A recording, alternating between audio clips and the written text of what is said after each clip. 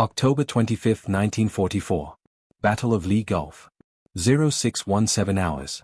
Fire. 9 guns explode simultaneously.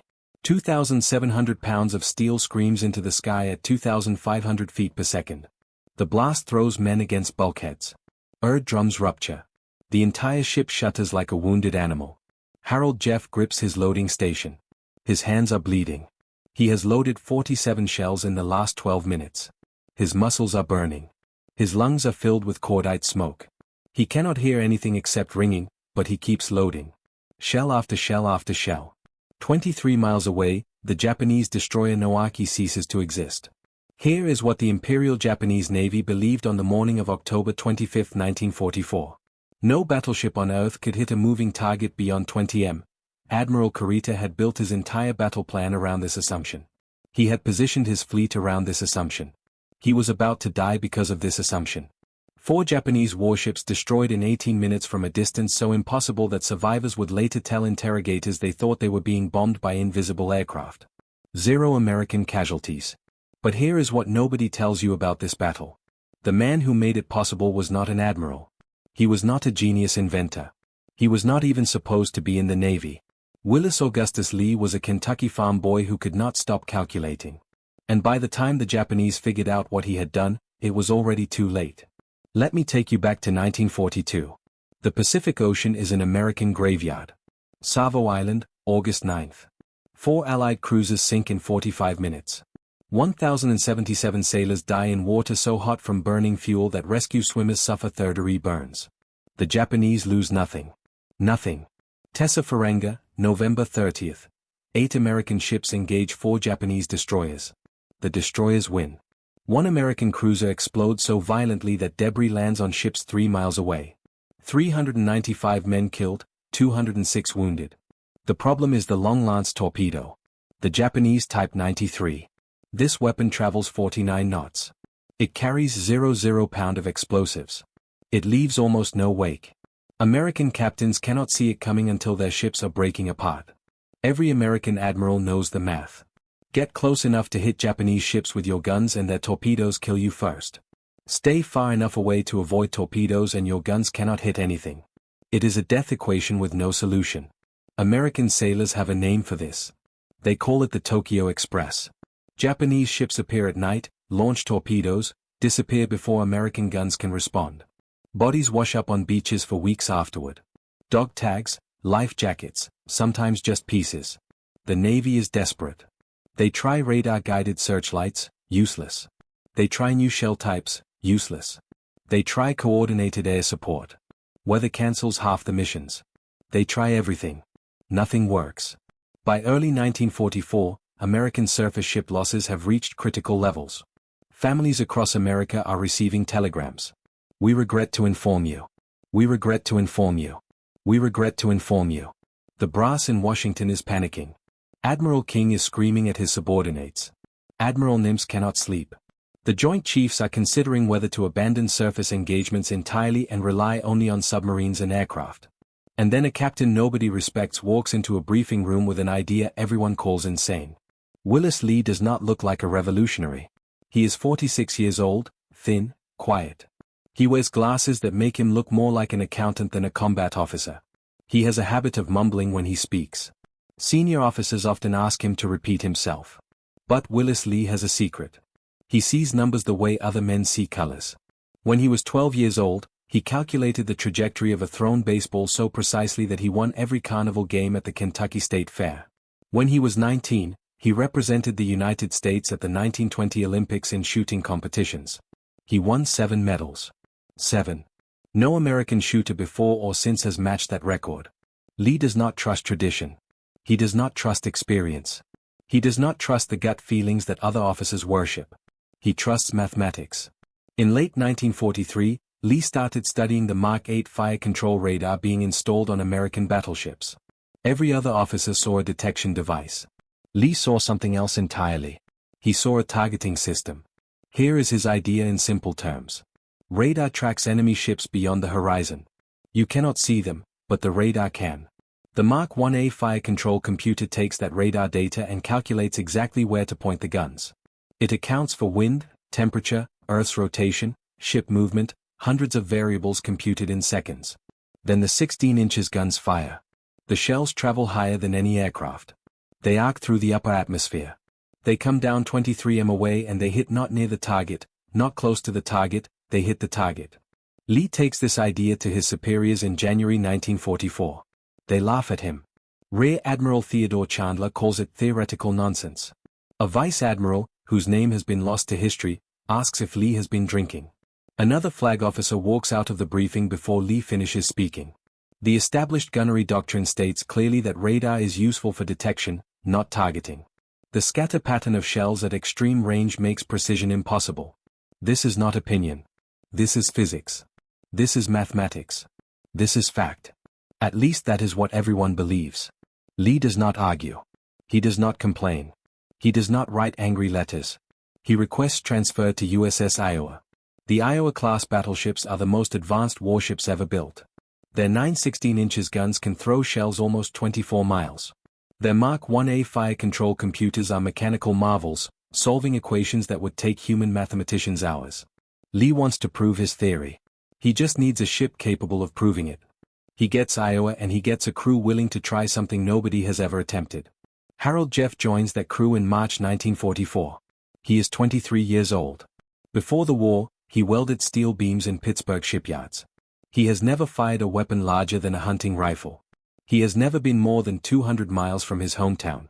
Now he is loading shells that weigh more than his father's car. Jeff is assigned to Turret 2. His job is simple. When the bell rings, he helps load a 2,700-pound shell into the breech. Then he helps load 6 powder bags. Then he steps back. Then the gun fires. Then he does it again. During combat, he must do this every 30 seconds. The work is brutal. The shells are so heavy that loading crew sometimes suffer hernias, broken fingers, crushed feet. The powder bags contain explosive charges that can detonate if mishandled. One mistake kills everyone in the turret. Jeff trains for 4 months before his first combat mission. By then, he can load a shell in his sleep. He dreams about loading shells. He wakes up with his arms aching from phantom lifting. He has no idea that Captain Lee is planning something that will change everything. Lee begins his experiments in June 1944. The tests are unofficial. He does not request permission because he knows permission will be denied. He simply orders his fire control teams to track targets at extreme range and calculate theoretical firing solutions. The numbers are promising. The Mark 1A computer is even more accurate than Lee hoped. In August, Lee requests permission for a live fire exercise. He asks to engage a target at 21 m. His superiors refuse. The request is absurd. It wastes ammunition. It will prove nothing. Lee requests again. Denied. He requests a third time. Denied. He requests a fourth time with data from his unofficial experiments. This time, Admiral Nimitz himself reviews the request. Something in Lee's numbers catches his attention. Permission granted. September 1944. Waters of Hawaii. The target is a decommissioned freighter anchored 21 miles from Iowa. Every flag officer in the Pacific has been invited to observe. Most expect to watch Lee humiliate himself. Admiral Chandler has brought junior officers specifically to show them what happens when theory meets reality. Harold Jeff is at his station in Turret 2. He does not know this test will determine the future of naval warfare. He only knows that the gun captain looks nervous. The fire control team inputs radar data. The Mark 1A computes. The turrets rotate. The angle is impossibly high. The guns are pointing at the sky, not the horizon. Lee gives the order. Fire. The shells disappear into the clouds. 93 seconds of silence. Then the target freighter explodes. Direct hit. 21 miles. First try. The observation deck goes silent. Admiral Chandler lowers his binoculars. His face has gone white. Lee orders a second salvo. Another hit. A third. 2 hits out of 3 shells. The men on the observation deck are witnessing something impossible. Shells are landing with precision at ranges that every gunnery manual says cannot be achieved. Lee requests permission to test against a moving target. His request is immediately granted. A destroyer is ordered to make evasive maneuvers at 19 m. Lee's crew tracks it by radar. The Mark 1A calculates the gun's fire. The first salvo misses by 60 yards, but 60 yards at 19 m is extraordinary accuracy. The second salvo lands within 20 yards. The third would have been a direct hit on an enemy vessel. Within 1 week, every Iowa-class battleship is training with Lee's methods. Within 2 weeks, the Japanese will discover what that means. October 25, 1944. The Battle of Lee Gulf, the largest naval battle in history. Admiral Kurita's center force is attempting to reach the American landing beaches. His fleet includes the super battleships Yamato and Musashi. His mission is to destroy the American invasion fleet. Standing in his way is a small group of escort carriers and destroyers. They have no battleships. They have no heavy cruisers. They should be slaughtered within minutes. But Iowa and her sister ships are racing toward the battle. And they are carrying Lee's revolution in their gun turrets. When Iowa opens fire at 0617 hours, the range is 23.2 miles. The Japanese have never seen anything like it. Shells fall from empty sky. Ships explode without warning. Radar tracks their evasive maneuvers and predicts where they will be when the shells arrive. The destroyer Noaki takes a direct hit to her engineering spaces. She breaks apart in 4 minutes. The cruiser Chikuma is struck 6 times before her captain understands he is under attack. She sinks with most of her crew. 2 more destroyers are hit while attempting to flee. One explodes so violently that debris damages a nearby Japanese ship. Total engagement time 18 minutes. Total Japanese losses, for ships destroyed, 2 damaged. Total American casualties 0. When reports reach Tokyo, Imperial Navy intelligence refuses to believe them. The Americans must be lying. The range figures must be errors. No battleship can do this. But survivors tell the truth. A Japanese officer's final transmission becomes legend. Long-range fire beyond expected capability. Ships destroyed. We never saw the enemy. Harold Jeff emerges from turret 2 covered in sweat and powder residue. His hands are shaking. He has helped load over 50 shells in less than 20 minutes. His arms will ache for 3 days. He has just participated in the most devastating long-range naval attack in history. He does not know this yet. He only knows his crew is alive. His ship is undamaged and somewhere over the horizon, 4 enemy ships are burning. Captain Lee stands on the bridge watching damage reports come in. He does not celebrate. He does not smile. He is already calculating how to improve the next engagement. Because Lee understands something that the Japanese are only beginning to realize. The rules of naval warfare have just changed forever. But the Japanese are not going to accept this quietly. Within days, intelligence agents will be activated across the Pacific. Engineers in Kure and Yokosuka will be ordered to find countermeasures. The Imperial Navy will begin hunting for the secret behind American accuracy. And Lee's own Navy will try to destroy his revolution before it can spread. Because there are admirals in Washington who see Lee's success as a threat. If technology can replace experience, what happens to the men who built their careers on experience? If radar can target better than human eyes, what happens to the gunnery officers who trained for decades? Lee has made enemies. Powerful enemies. Enemies who will use every bureaucratic weapon available to stop him. In Part 2, we will see how Lee fights a war on 2 fronts against the Japanese who want to kill him against his own navy who wants to silence him. We will witness the cover-up that nearly erased his achievements from history. And we will follow Harold Jeff into battles where Lee's methods will be tested to their absolute limit. The guns have spoken, but the real war is just beginning. In Part 1, Captain Willis Lee and a Pittsburgh welder named Harold Jeff proved the impossible. They destroyed 4 Japanese warships from 23 m away. 0 American casualties. The Japanese never saw what killed them. But proving a concept in combat is one thing. Convincing an entire navy to abandon decades of tradition is something else entirely.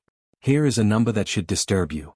In the 3 weeks following Iowa's historic engagement, 17 American ships were sunk or damaged in the Pacific using conventional tactics. 17 ships. Thousands of sailors dead or wounded because the men in Washington refused to believe what had already been proven in blood and fire. And this is where everything became worse. The report from Iowa's engagement landed on the desk of Vice Admiral Raymond Spruant 3 days after the battle. Spruant was one of the most respected commanders in the Pacific Fleet. His decisions at Midway had turned the tide of the war. His opinion carried weight that could make or break careers. He read the report twice. Then he summoned his staff.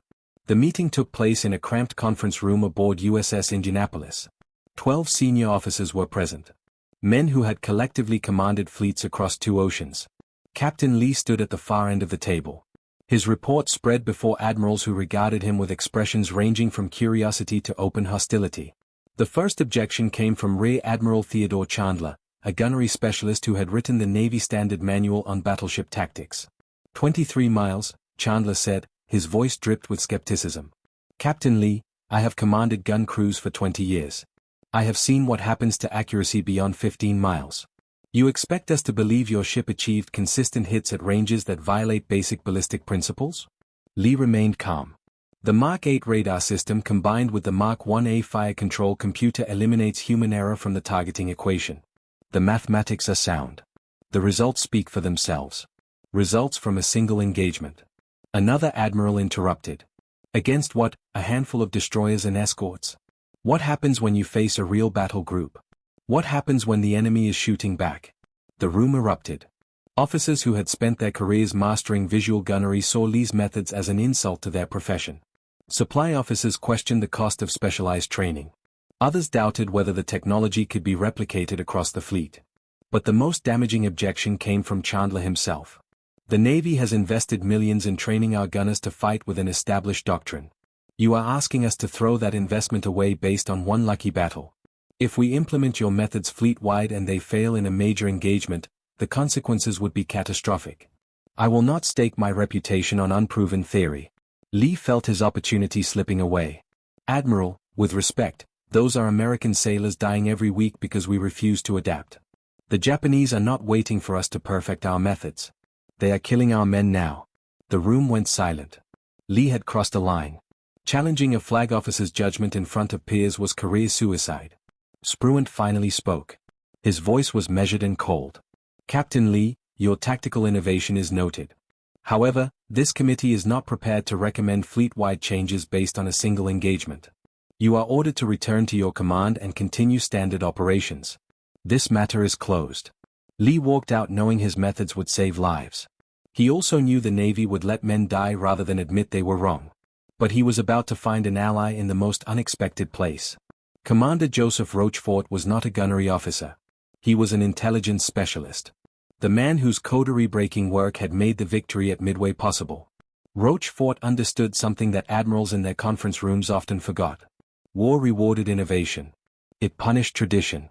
Rochefort had read Lee's report independently. He had studied the radar data, the firing solutions, the kill times.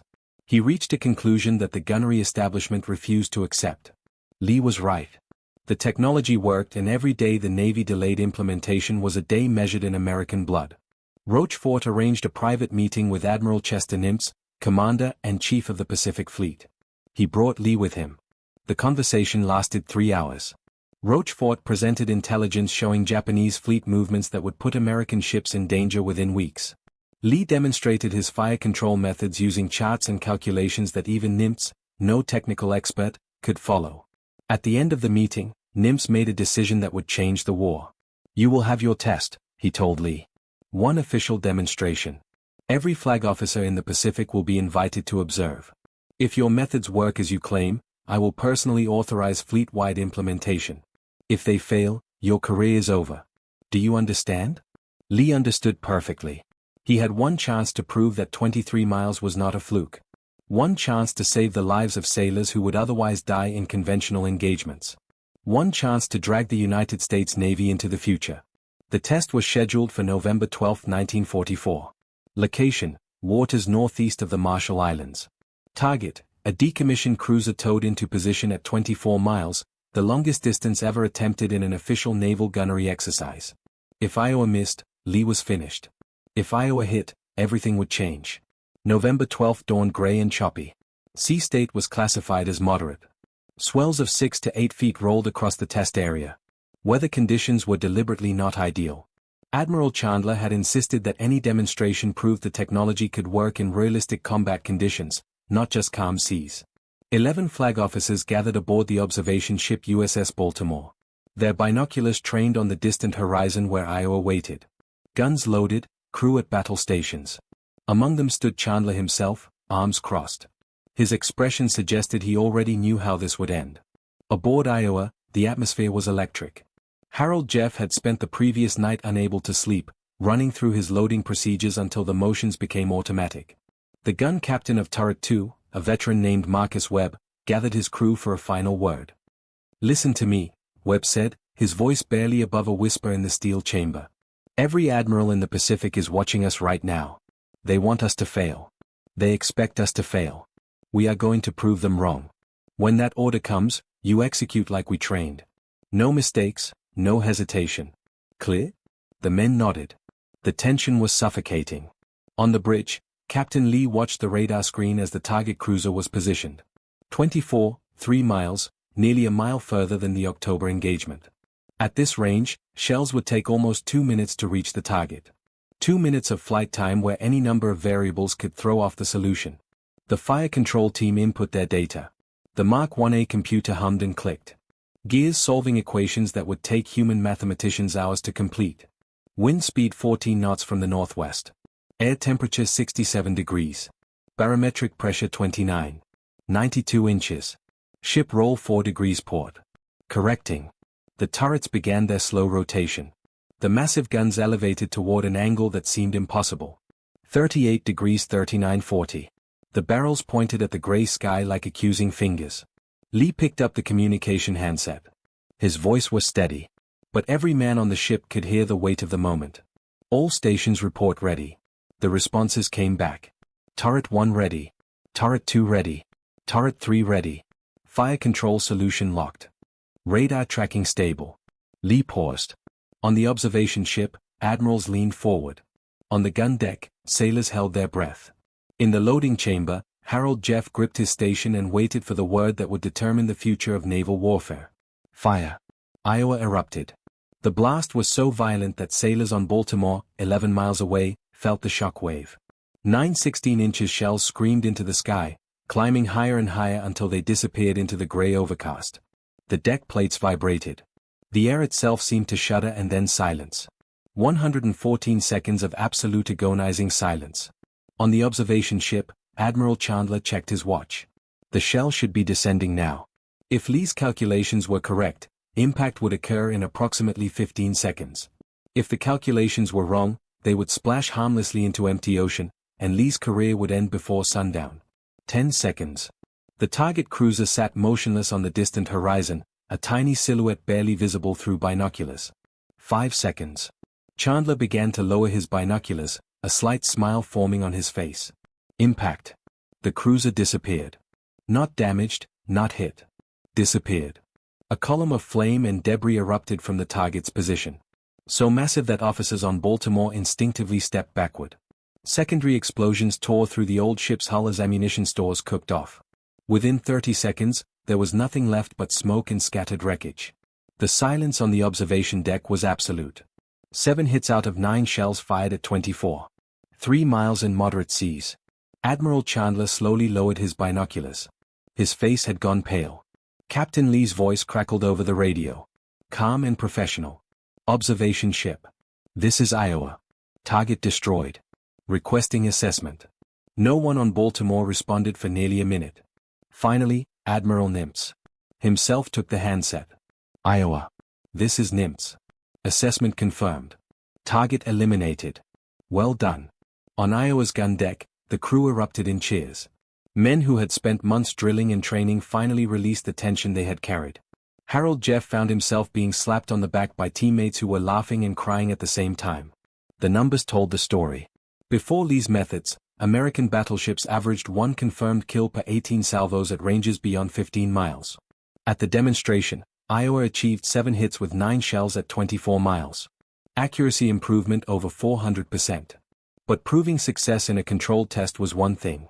Deploying it across an entire fleet was another challenge entirely. Within days, the Navy authorized accelerated training programs. The first ships to fully adopt radar-directed long-range gunnery were the other Iowa-class battleships, New Jersey, Missouri, Wisconsin. Their commanders had witnessed the demonstration firsthand. Within weeks, they were conducting their own long-range exercises with remarkable results. Lee did not rest. He traveled from ship to ship conducting impromptu training sessions for fire control teams. Hungry to learn the new methods, he worked 18-hour days, sleeping in whatever quarters were available, eating when he remembered to. The combat confirmations came quickly. In late November, USS New Jersey engaged a Japanese destroyer group at 21 miles and scored multiple hits within the first 3 salvos. 1 week later, Missouri eliminated a supply convoy at 19 miles before the enemy even knew they were under attack. Japanese commanders began reporting strange losses. Ships that should have been safe were being destroyed by gunfire from beyond the horizon. Intelligence officers in Tokyo struggled to explain how American accuracy had improved so dramatically. A captured Japanese naval assessment from December 1944 revealed the psychological impact. Imperial Navy strategists had revised their safe distance calculations 3 times in 2 months. What had been considered a 20 m safety buffer was now assumed inadequate at 30 miles. The Pacific had suddenly become a much more dangerous ocean for Japanese ships. But success brought its own dangers. In early December, American intelligence intercepted a coded message from the Japanese Combined Fleet headquarters. The message referenced American long-range gunnery specifically. It ordered a comprehensive review of countermeasures. Imperial Navy engineers were tasked with developing tactics to neutralize the American advantage. More troubling was a secondary intercept. Japanese agents had been activated in Pearl Harbor and San Diego. Their mission: gather technical intelligence on American fire control systems. If the Japanese could understand how the Americans were achieving such accuracy, they might develop methods to defeat it. Captain Lee received the intelligence briefing on December 15, 1944. The implications were clear. The Japanese were not simply accepting their disadvantage. They were actively working to counter it. 2 agents were captured in Pearl Harbor on December 22 attempting to photograph radar installations. A third was arrested in San Diego. He had made contact with a civilian contractor who worked on fire control computers. The FBI interrogations revealed a coordinated effort to penetrate American naval technology programs. Lee had proven his methods worked. He had overcome the skeptics in his own navy. He had begun transforming American surface warfare into a precision instrument of destruction. But now the Japanese knew something had changed and they were hunting for answers. In Part 3, we will see how Japan attempted to counter American long-range supremacy. We will witness the desperate countermeasures they employed. And we will follow Captain Lee and Harold Jeff into the largest naval battle in history. A battle where Lee's innovations would be tested against an enemy who had learned from their mistakes. The Americans had fired the first shots of a new era. Now the Japanese were loading their answer and the real war was just beginning. In Part 1, a Pittsburgh welder named Harold Jeff helped Captain Willis Lee destroy 4 Japanese warships from 23 miles away. In Part 2, Lee fought his own Navy's bureaucracy, survived a make-or-break demonstration, and began spreading his methods across the Pacific Fleet. But when word of American long-range gunnery reached Tokyo, the Japanese did not simply accept defeat. They activated intelligence networks. They developed countermeasures. They prepared to strike back. Here is a number that defined December 1944. Japanese naval losses to American battleship fire increased by 340% compared to the previous 3 months. Ships that once operated with confidence now sailed in fear of an enemy they could not see. And now this was no longer an experiment. This was total war. The message arrived at Imperial Japanese Navy headquarters in Tokyo on December 18, 1944. Marked with the highest classification, addressed personally to Admiral Tsutoyota, commander of the Combined Fleet. The contents were devastating. Intelligence analysis confirmed that American Iowa-class battleships had achieved consistent gunnery accuracy at ranges exceeding 23 miles. The Americans were using advanced radar systems integrated with mechanical computing devices. These systems could track targets beyond visual range, calculate firing solutions with unprecedented precision. Every tactical assumption the Japanese Navy had made about safe operating distances was now obsolete. Toyota read the report in silence. His staff waited. 5 minutes passed before he spoke. How many ships have we lost to this capability in the past 60 days? The answer 11 confirmed. Another 6 probable 17 vessels destroyed or crippled by an enemy firing from beyond the horizon. Destroyers, cruisers, supply ships, all eliminated before their crews even understood they were under attack. The psychological impact was already spreading through the fleet. Captains who had once pressed aggressive attacks were now requesting permission to withdraw at the first sign of American battleships. Morale reports indicated growing fear among surface crews who felt helpless against an enemy they could not engage. Toyota ordered an immediate response. Japanese naval intelligence was tasked with discovering the exact specifications of American fire control systems. Engineers at Curette Naval Arsenal were commanded to develop countermeasures, anything that could neutralize the American advantage. Most critically, the Combined Fleet issued new tactical orders. All surface groups must maintain minimum distances of 35 miles from known American battleship positions. But 35 miles was not always possible. The Pacific was vast, but shipping lanes were narrow. Convoys had to follow predictable routes. Supply lines had to reach their destinations. The Japanese also activated a more desperate measure. Intelligence agents in Hawaii and the American West Coast were ordered to gather technical information on fire control systems by any means necessary. If Japan could understand exactly how the Americans were achieving such accuracy, perhaps they could develop electronic countermeasures, jamming systems, something. 2 agents were captured in Pearl Harbor on December 22 attempting to photograph radar installations. A third was arrested in San Diego after making contact with a civilian contractor who worked on fire control computers. The FBI interrogations revealed a coordinated effort to penetrate American naval technology programs. But this was not the only challenge Lee faced that winter. On January 3, 1945, disaster struck. USS Wisconsin was conducting a long-range engagement against a Japanese convoy when her fire control computer suffered a catastrophic malfunction. The system locked up mid-calculation, fed incorrect data to the gun turrets. The first salvo missed by nearly a mile. The second salvo fired before the crew realized the problem. It landed among American escort vessels operating nearby. 2 sailors killed, 11 wounded. Friendly fire. The nightmare scenario every commander feared. The incident sent shock waves through the Navy. Critics who had opposed Lee's methods from the beginning seized on the tragedy as proof that the technology was unreliable. Admiral Chandler, still bitter from his public humiliation at the demonstration, led calls for a comprehensive review of radar-directed gunnery.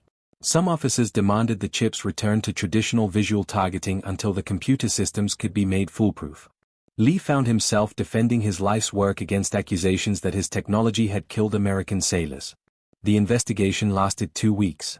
Technical experts examined the failed computer, determined that a manufacturing defect in one of the gear assemblies had caused the malfunction.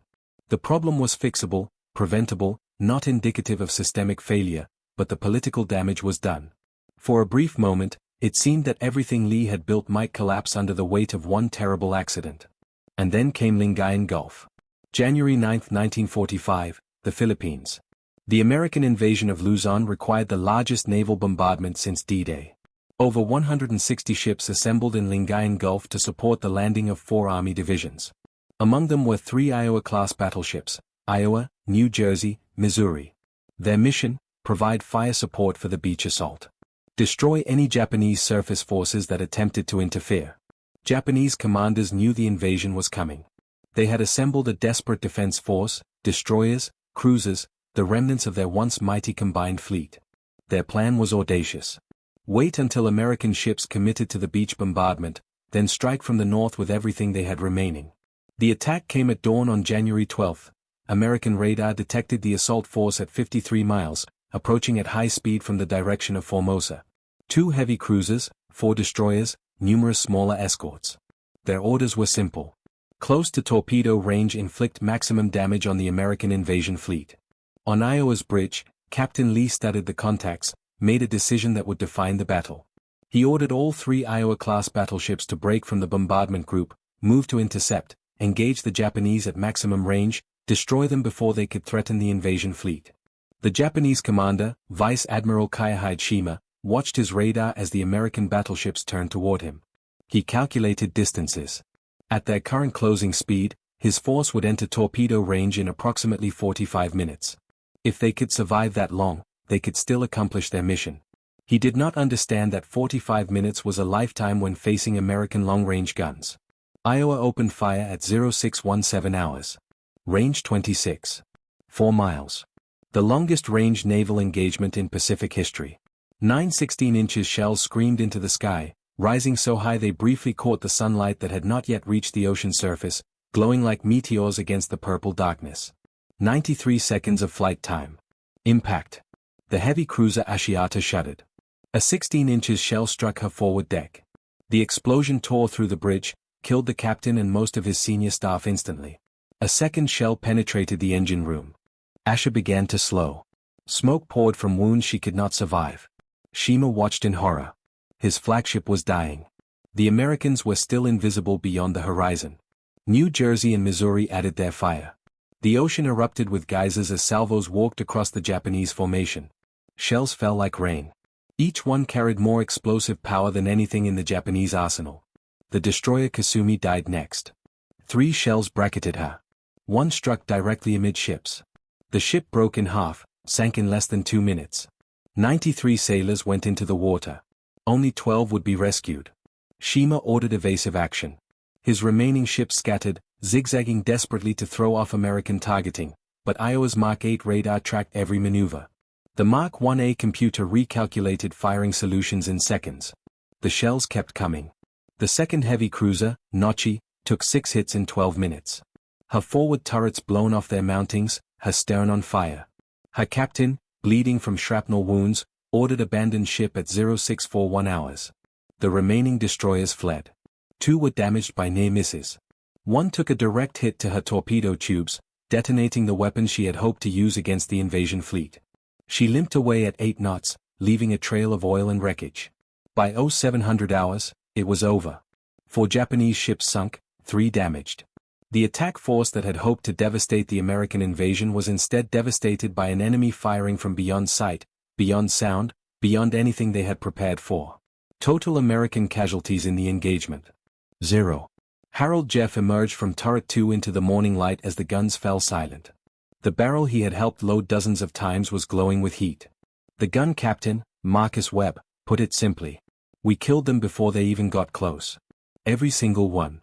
Vice Admiral Shima was pulled from the water after Nochi finally sank. He would later tell his interrogators that the battle felt like fighting gods. "We could not see them. We could not reach them. We could only die." News from Lingayen Gulf spread through the Pacific Fleet like wildfire. American commanders who had doubted radar-directed gunnery were forced to confront undeniable results. A major Japanese attack force had been annihilated at extreme range.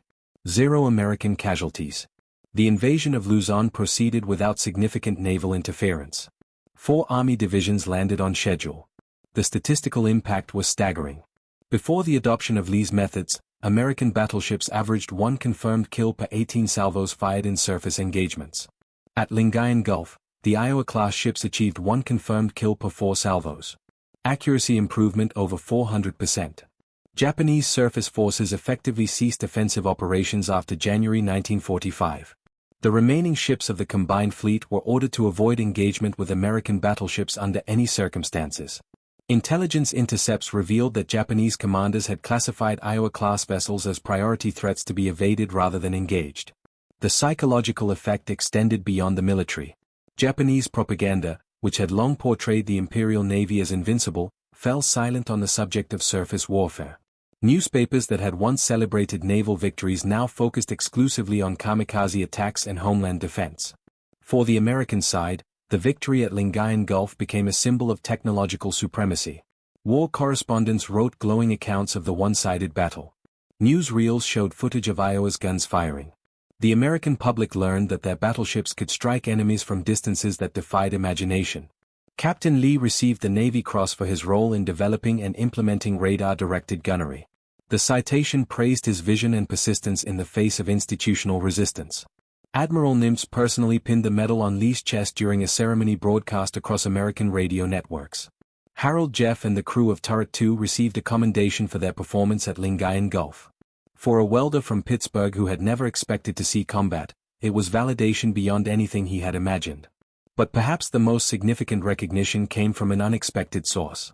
In February 1945, captured Japanese documents revealed that Imperial Navy headquarters had issued a formal assessment of American battleship capabilities.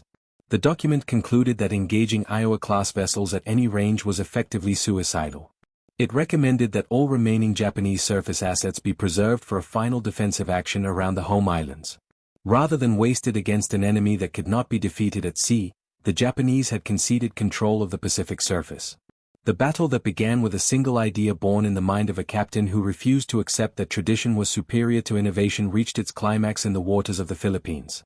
4 Japanese ships sank beneath the waves at Lingayen Gulf, joining the dozens of others that had fallen to guns firing from beyond the horizon. But what happened to the men who made this possible? What became of Captain Willis Lee and his vision of precision warfare? What legacy did Harold Jeff and his fellow sailors leave behind? There is one more chapter to this story. A chapter about what happens when war ends and history begins. A chapter about recognition denied and lessons forgotten. A chapter about how an innovation that changed everything was almost lost to time. In Part 4, we will follow these men beyond the battlefield. We will see what peace brought them. We will learn how their achievements were remembered and how they were forgotten. And we will discover why this story matters today. 8 decades after those shells first arced across the Pacific sky, the guns have fallen silent. But the story is not over. Not yet. Let us trace the arc of this extraordinary journey one final time. It began with Captain Willis Lee, a Kentucky farm boy who believed radar could guide shells to targets beyond the horizon.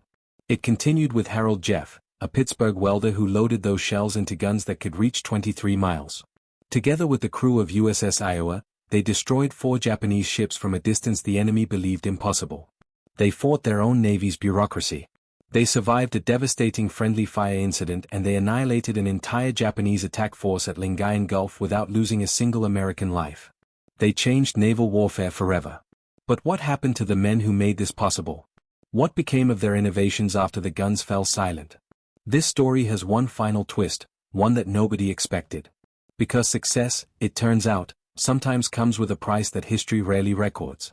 Captain Willis Augustus Lee did not live to see the full impact of his revolution. On August 25, 1945, just 10 days after Japan announced its surrender, Lee suffered a massive heart attack aboard his flagship. He was 57 years old. The strain of years spent fighting 2 wars simultaneously, one against the Japanese, one against his own Navy's resistance to change. It had taken a toll that no medal could compensate. Lee died knowing that his methods had been vindicated. He died knowing that radar-directed gunnery had become standard doctrine across the Pacific Fleet. But he never witnessed the formal Japanese surrender aboard USS Missouri.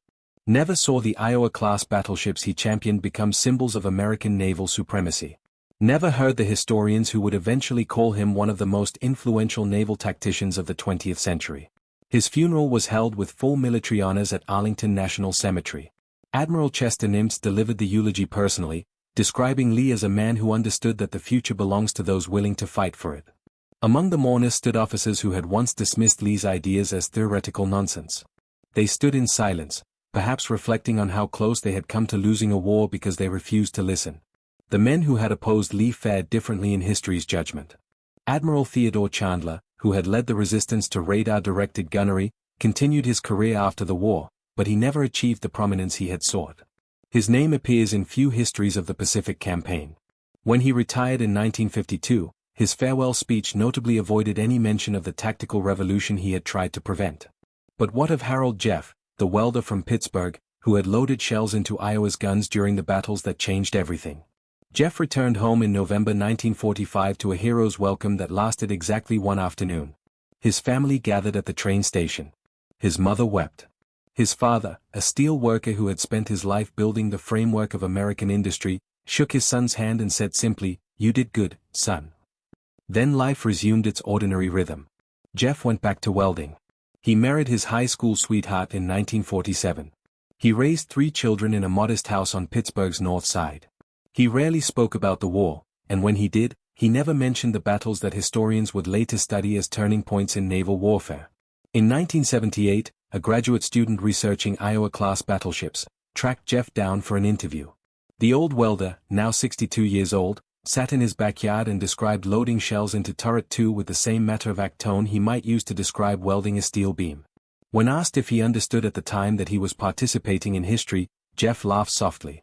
"We were just doing our jobs," he said. "The captain figured out how to hit them from far away. We just made sure the shells got where they needed to go. That is all any of us did. Our jobs." Jeff died in 1994. His obituary in the Pittsburgh Post-Gazette mentioned his Navy service, but included no details about the battles he had fought or the revolution he had helped create. But the true legacy of Willis Lee was never about medals or obituaries. The fire control systems that Lee championed aboard Iowa became the foundation for every precision-guided weapon system that followed. The principles he proved in combat. That radar could direct fire with mathematical precision. That mechanical computers could solve ballistic equations faster than human minds. That technology could extend the reach of destruction beyond anything previously imagined. These principles shaped military development for the next 8 decades. During the Korean War, Iowa-class battleships provided fire support using updated versions of Lee's systems. At the Siege of Wonson in 1951, USS Missouri fired over 2,000 rounds at enemy positions, achieving accuracy rates that would have been impossible using traditional gunnery methods. The Vietnam War saw the return of Iowa herself. Recommissioned in 1984 after decades in mothballs, she provided naval gunfire support along the coast of Lebanon and later in the Persian Gulf. Her 16-inch guns, the same weapons that had destroyed Japanese ships at impossible ranges, now delivered ordnance guided by digital computers that would have seemed like science fiction to Lee's generation. The Gulf War of 1991 marked the final combat deployment of the Iowa class. USS Missouri and USS Wisconsin fired Tomahawk cruise missiles and 16-inch shells at Iraqi targets. The missiles, direct descendants of the precision guidance concepts Lee had pioneered, struck targets hundreds of miles inland with accuracy measured in meters rather than yards. When Missouri fired her last shots of the war, her crew included sailors who had never heard of Willis Lee or the battles of 1944 and 1945. But every shell they fired, every system they operated, every principle of precision warfare they employed could trace its lineage back to a captain who believed that radar could change everything. The numbers tell a story of transformation. Before Lee's innovations, American battleship gunnery achieved approximately 5% hit rates at ranges beyond 15 miles. After the adoption of radar-directed fire control, hit rates exceeded 25% at ranges beyond 20 m. That five-fold improvement translated directly into lives saved, battles won, wars shortened. Historians estimate that Lee's methods contributed to the destruction of over 40 Japanese surface vessels between October 1944 and August 1945. More importantly, the psychological impact of American long-range gunnery effectively ended Japanese surface naval operations, forcing the Imperial Navy to abandon offensive tactics and retreat to defensive positions around the home islands. But the technical legacy extends beyond military applications. The fire control computers that Lee championed were among the most sophisticated mechanical calculating devices ever built. After the war, engineers who had worked on these systems helped develop the electronic computers that would transform civilian society. The mathematical principles used to calculate shell trajectories found applications in everything from airline scheduling to weather prediction. Today, every GPS-guided weapon, every smart bomb, every precision munition that strikes its target with pinpoint accuracy owes something to the men who first proved that machines could guide destruction with mathematical certainty. But the most important lesson from this story is not about technology at all. It is about the courage to challenge assumptions. It is about the persistence required to fight institutional resistance. It is about the faith necessary to believe in ideas that others dismiss as impossible. Willis Lee faced opposition from every direction. Senior officers told him his methods were theoretical. Experienced gunners told him radar could never replace human judgment. Bureaucrats told him the Navy could not afford to ret-rain thousands of sailors on unproven techniques. He persisted anyway. He collected data. He ran experiments. He built alliances with anyone willing to listen. And when he finally got his chance to prove his theories in combat, he delivered results so overwhelming that even his critics could not deny them. This pattern, the visionary innovator fighting against institutional inertia, repeats throughout military history. Every smart bomb, every precision munition that strikes its target with pinpoint accuracy owes something to the men who first proved that machines could guide destruction with mathematical certainty. But the most important lesson from this story is not about technology at all. It is about the courage to challenge assumptions. It is about the persistence required to fight institutional resistance. It is about the faith necessary to believe in ideas that others dismiss as impossible. Willis Lee faced opposition from every direction. Senior officers told him his methods were theoretical. Experienced gunners told him radar could never replace human judgment. Bureaucrats told him the Navy could not afford to ret-rain thousands of sailors on unproven techniques. He persisted anyway. He collected data. He ran experiments. He built alliances with anyone willing to listen. And when he finally got his chance to prove his theories in combat, he delivered results so overwhelming that even his critics could not deny them. This pattern, the visionary innovator fighting against institutional inertia, repeats throughout military history. Billy Mitchell argued for air power when generals still believed cavalry would decide future wars. Hyman Rickover pushed for nuclear submarines when the Navy establishment dismissed atomic propulsion as impractical. In each case, individuals with unpopular ideas faced ridicule, resistance, and career-threatening opposition before ultimately transforming their institutions. The same pattern appears in civilian life. Every major innovation from the personal computer to the smartphone to the electric car faced skeptics who insisted the established ways were better. Every breakthrough required someone willing to persist through rejection, failure, and mockery. Lee's story reminds us that progress is never automatic. It requires people willing to fight for it. And there is one detail about this story that almost no one knows. In 2018, the National Archives declassified a collection of documents related to Pacific naval operations during World War II. Among the thousands of pages was a folder labeled simply Long Range Gunnery Assessment 1945. Inside was a memorandum written by a Japanese naval intelligence officer in the final weeks of the war. The document, translated and annotated by American analysts, contained a remarkable admission. The officer had been tasked with understanding how American battleships had achieved such devastating accuracy at extreme ranges. He had interviewed survivors of Lingayen Gulf and other engagements.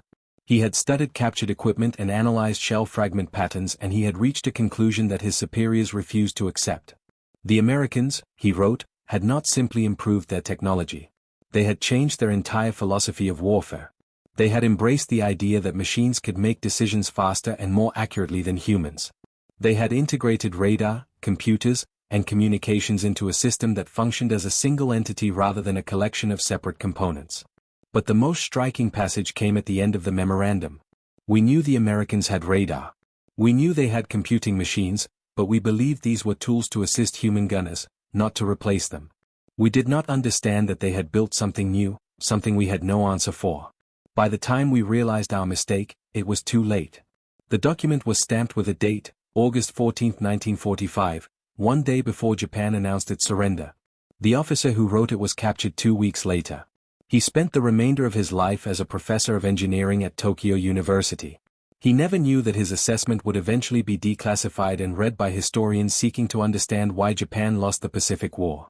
But his words captured something essential about Lee's revolution. It was not simply about better guns or more powerful computers. It was about a fundamentally different way of thinking about warfare. A way that the Japanese, for all their tactical brilliance, had never imagined. So, let us return to where we began. A captain with an idea that admirals called impossible. A welder from Pittsburgh who loaded shells into guns that could reach beyond the horizon. A battleship named Iowa that proved the impossible was merely unexplored territory waiting to be conquered. From a former Olympic shooter with a theory about radar to 4 Japanese ships destroyed at 23 miles to an entire enemy fleet forced to abandon offensive operations to a legacy of precision warfare that continues to this day. Willis Lee and the men who served under him demonstrated that innovation, persistence, and courage can overcome any obstacle, even the weight of tradition itself. The numbers speak for themselves. Over 40 enemy ships destroyed, hundreds of thousands of shells fired with unprecedented accuracy.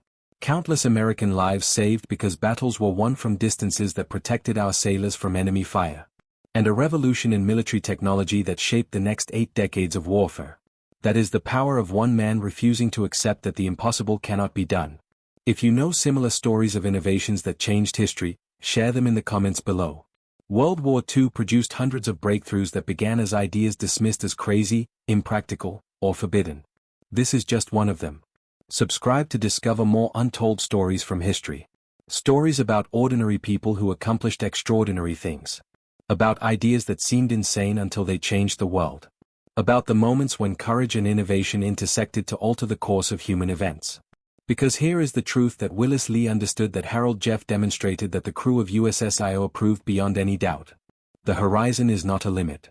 It is an invitation. And those who accept that invitation are the ones who change.